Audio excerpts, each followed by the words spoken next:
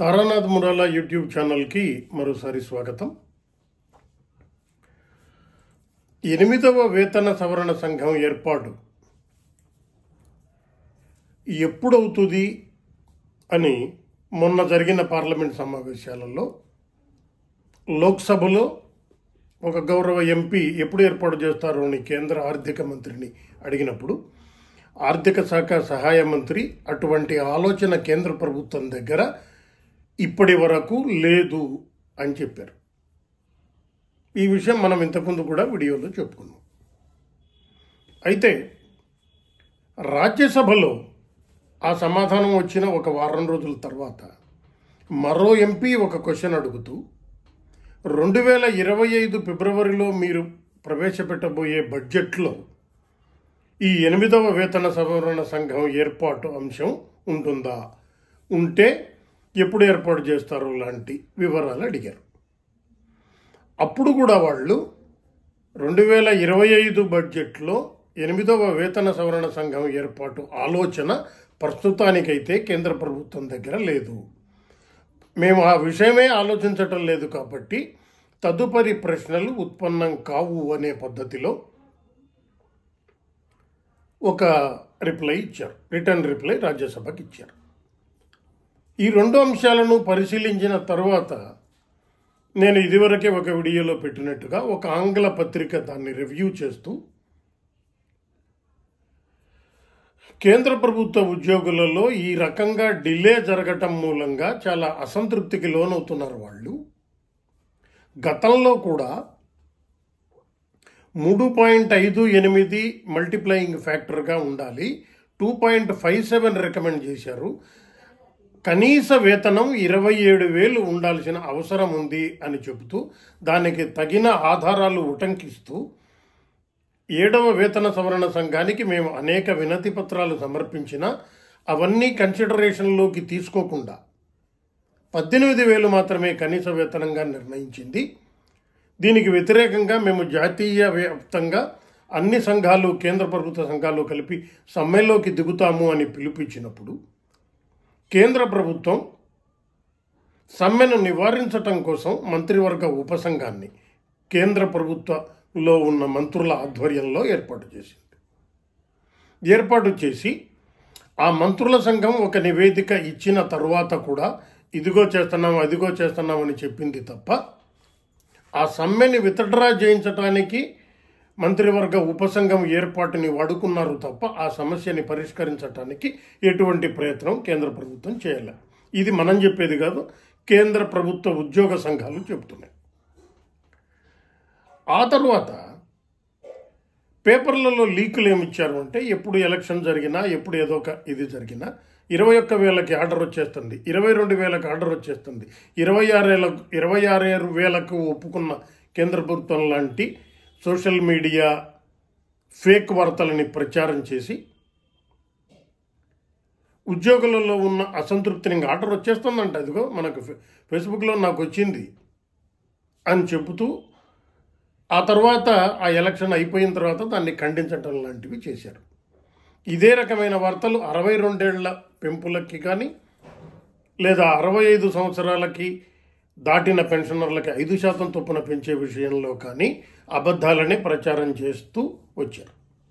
ఇప్పటికీ 2 ఏళ్ళు 3 ఏళ్ళు గడిచిన ఆ సోషల్ మీడియా వార్తలు అప్పుడప్పుడు ప్రచారంలోకి వాట్సాప్లలో మన వాళ్ళు సర్క్యులేట్ చేస్తుంటారు నమ్ముతూ. అయితే ఇక్కడ విషయం ఏంటంటే మరో అంశం కూడా ఇప్పుడు వార్తలలోకి ప్రచారం జరుగుతుంది. 8వ వేతన సవరణ సంఘం త్వరలో ఏర్పాటు చేయబోతున్నారు. ఈ ఏర్పాటులో ఎంత ఫిట్మెంట్ వస్తుంది, ఎంత బేసిక్లు అవుతాయి అని ఆ బేసిక్ల మీద, పే ఫిక్సేషన్ మెథడ్స్ మీద కూడా యూట్యూబ్లలో లేకపోతే కొన్ని రాజకీయ పార్టీల సోషల్ వింగ్స్లు ప్రచారం చేయడానికి కారణం అవుతుండటంతో సాధారణంగా పెన్షనర్లలోనో ఉద్యోగులలోనో ఉండే ఆతురత దృష్ట్యా ఏమని అనుకుంటారంటే పే ఫిక్సేషన్ మెథడ్ ఎలా ఉంటుంది సార్ రేపు 8వ వేతన సవరణ సంఘం వస్తే అని అడుగుతుంటారు.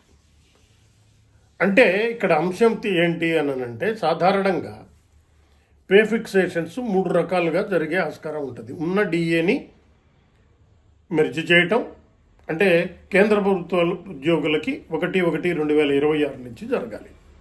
గత వేతన సవరణ 1/1/2016లో జరిగింది.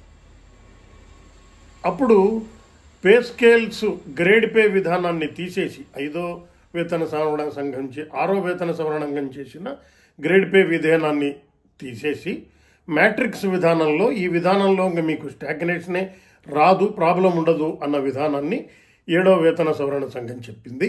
అయితే ఆ మ్యాట్రిక్స్ విధానంలో కూడా కొన్ని ప్రాబ్లమ్స్ ఉన్నాయి. మాకు స్టాగ్నేషన్ వచ్చిందనో లేదా ప్రమోషన్ అప్పుడు ఇంక్రిమెంట్లు ప్రాబ్లం అయిందనో కొన్ని కేంద్ర ప్రభుత్వ ఉద్యోగ సంఘాలు ఆర్థిక శాఖ దృష్టికి, department of personal and training వాళ్ళ దృష్టికి తీసుకెళ్లారు. అయినా ఆ అంశం పరిష్కారం కాల.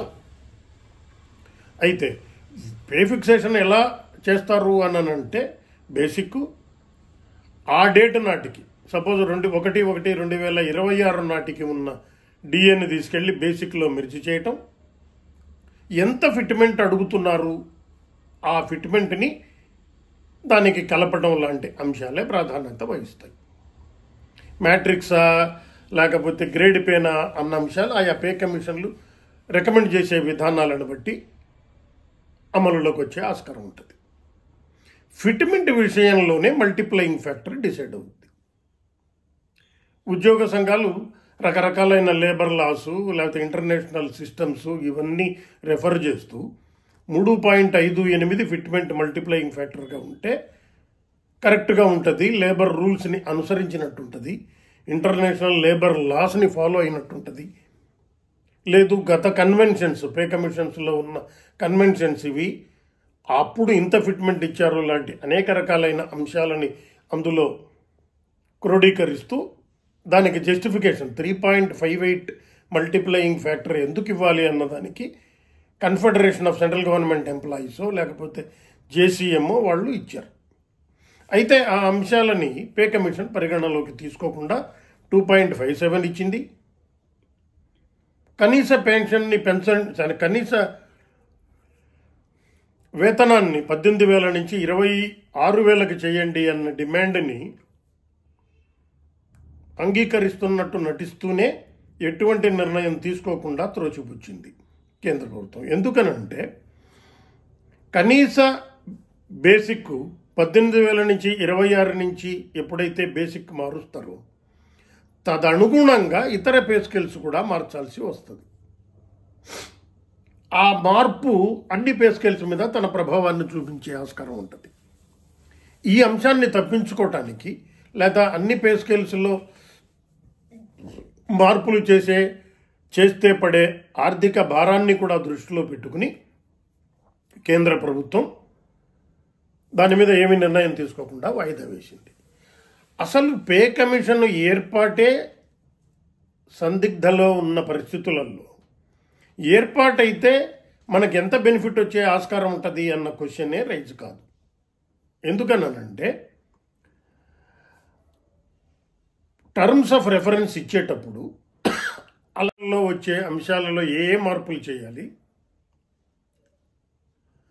పెన్షన్ విధానంలో ఏమన్నా మార్పులు చేయాల్సిన అవసరం ఉంటుందా, ఇప్పుడు అనేక అంశాలలో అనేక కోట్లలో ఉన్న చర్చల ఫలితంగా కమ్యూటేషన్ ఆఫ్ టేబుల్స్ విషయంలో ఏమన్నా మార్పులు చేయాల్సి ఉంటుందా, 15 ఏళ్ళ 10 సంవత్సరాల 8 నెలల 12 ఏళ్ళ 13 ఏళ్ళ అన్న వివిధ రకాల కోర్టు తీర్పులను పరిశీలించాల్సి ఉంటుందా, లేదా కేంద్ర ఆర్థిక శాఖ కార్యదర్శి మీటింగ్లో మీటింగ్లో కామెంట్ చేసినట్టు మేము మీకు డబ్బులు ఇవ్వటం ఎందుకు, మీతో మాటలు అనిపించుకోవటం ఎందుకు అంటే ఆ విధానాన్ని రద్దు చేసే ఆలోచన ఏమన్నా చేస్తున్నారా, కమ్యూటేషన్ ఆఫ్ పెన్షన్ లాంటి అనేక రకాలైన అంశాలు పే కమిషన్లు ఇచ్చే రికమెండేషన్ల మీదే ఆధారపడి ఉంటాయి.